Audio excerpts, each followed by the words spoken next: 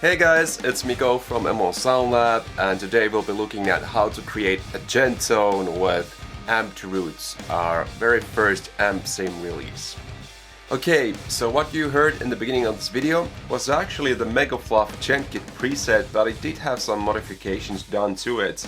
Mainly getting rid of the noise gates and then getting the gain lower and the tone lower as well. Because, you know, for really tight djent tones you really don't need a lot of gain.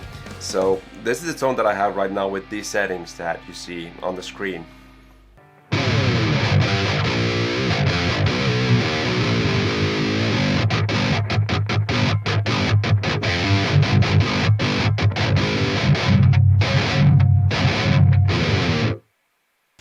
So it's very djenty, very djenty, and you know, not a whole lot of gain, because you can do something like this. Just use the neck pickup and you have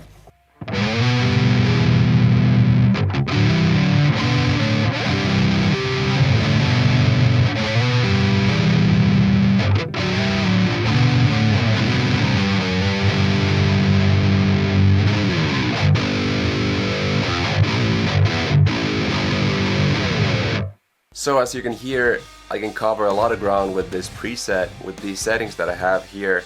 And rather than just show you the presets and the settings, which I already did, I'd love to explain why it works so well. So if we think about the Mega Fluff amp, it's a very bass heavy amplifier, and if I turn off the drive, you'll actually hear that it's not that tight.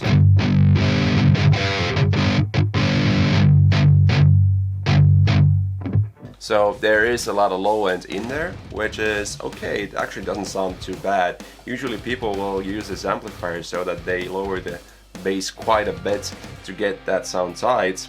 However, another cool technique is to use the drive pedal. And with this drive pedal I actually didn't want to boost the gain that much, only to tighten the low end. So once you do that, you can have the bass all the way up even and it'll be tight. So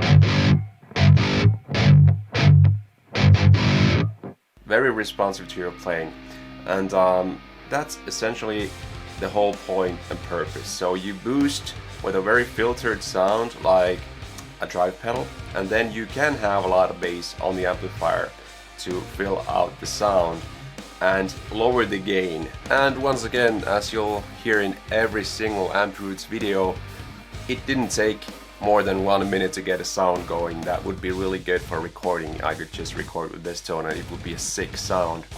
However, one thing that I do think I need to cover is running your signals correctly. So what we have here is the input knob, and the input knob simply is the level control for the signal coming into this plugin.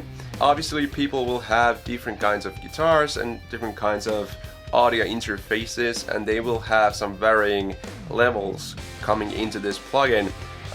This is designed so that if you use an instrument input, you don't have to boost the signal at all. So what I have going on right now is that I'm going straight into the instrument input of my audio interface, and I'm not boosting the signal at all. It's on 0. And this is kind of an optimal situation where to be with Amped Roots. So look at the input signal, and if I get a peak when I palm mute. So yes, when I hit super hard I will get a peak there. That is not actually peaking or limiting the signal, that is just an indicator light. So that shows you when the signal is correct. When you're playing super hard you should be getting that blink. So if I boost this all the way up and I'm playing regular stuff, that's most likely a little bit too much. Now that I'm playing, it's not blinking up. This is where I want to be.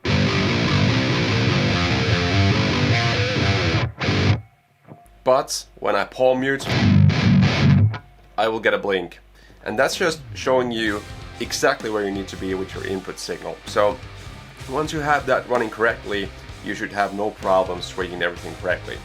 I will also discuss the noise gates and how to set that up. Personally, I'm not a huge fan of noise gates, so when I designed this noise gate, it was kind of the anti-noise gate. It's more the kind of noise gate that actually takes away the noise. So for example, let me demonstrate how I would recommend using this. So turn it on, have the threshold all the way off. So when you start doing this with your guitar, you'll hear that scratchy character. So start rolling up the threshold.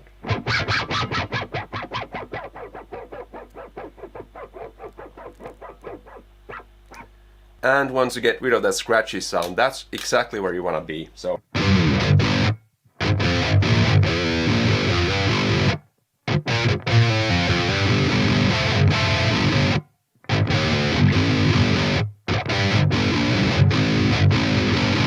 very simple and easy to get there.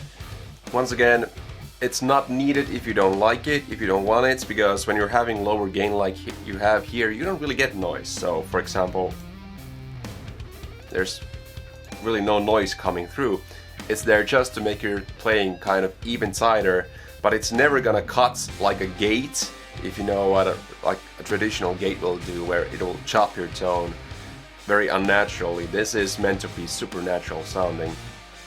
Obviously with every noise gate there is a downside. The downside for this kind of a gate is that if you're playing a really long note or chord, it will start to kind of lower your gain going into the amplifier.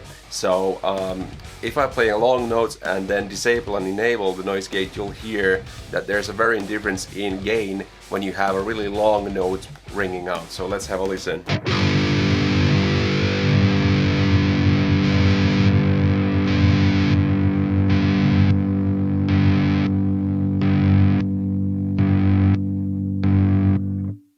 So you get the idea.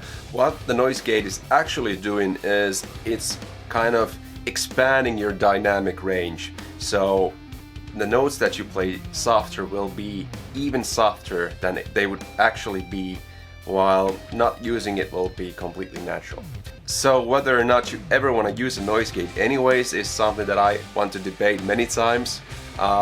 Personally, I would always rather choose to have lower gain so that I don't have any noise problems and I can use the natural dynamics of the amplifier, but it's super cool to get this super tight sound as well.